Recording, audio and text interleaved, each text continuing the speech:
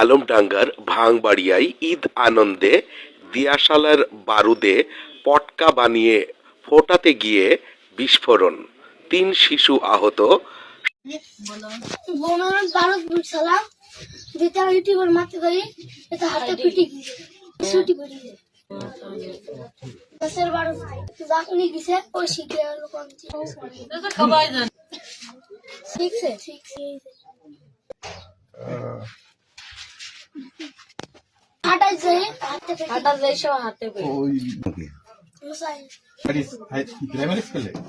ওর আব্বার নাম উজ্জ্বল আলমিয়া। তোর আব্বুর নাম? তুমি কোন ক্লাসে পড়ো? ক্লাস 3। কোন স্কুলে? প্রাইমারি। বয়স কত? 13। নাম কি এই ছেলেটার? রনক। ওর আব্বুর নাম কি? জাকির। আসলে কি ঘটনা ঘটছিল একটু বলেন তো। বোম বলতে দিয়াশলার কাটি দিয়ে আর কি, পটকা এসব যন্ত্রপাতি হাতে করে।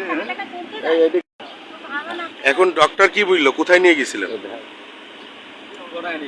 এখন কি বললো ওনারা?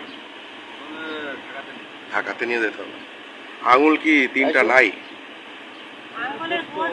মাথা গোশ নাই, যে মাথা গুণ না।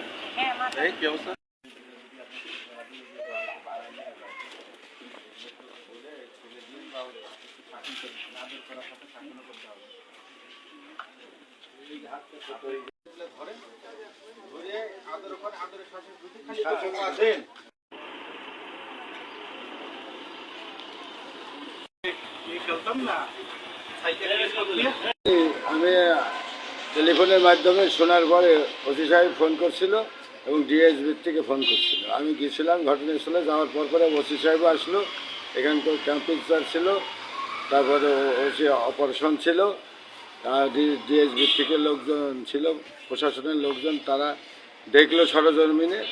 এইটা এই বিষয়টা হচ্ছে এই যে দিয়াশলার যে হলো বারুদ, এই বারুদ ওরা যে লজেন প্লাঞ্জার বলে ওর মধ্যে ঢোকাই দিয়ে এটা ব্রেক দিয়ে চাপ দিয়ে যখন ওটা শব্দ হয় আর ওরা মজা পায়, কিন্তু যখন বের হয়নি শব্দ তখন এটা টাইনে বের করতে গেছে। আচ্ছা, ওই মানে অসাবধানতার কারণে ওটা বের করতে গেছে, তারপরে ওটা গরম হয়েছিল ভিতরে, তারপরে ওইটা সব ফুস করে ফুটে ওইটা হাতের আঙ্গুলের আঙ্গুলগুলি একটু ঝলসাই গেছে।